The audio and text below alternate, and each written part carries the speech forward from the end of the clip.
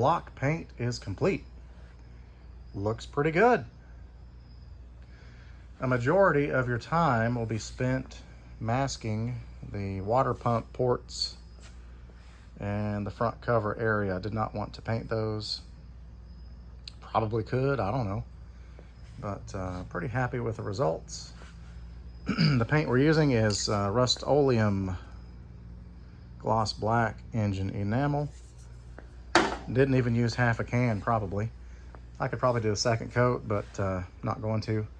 And cam bearings are next. I got to make sure the cam bearing bores are clean.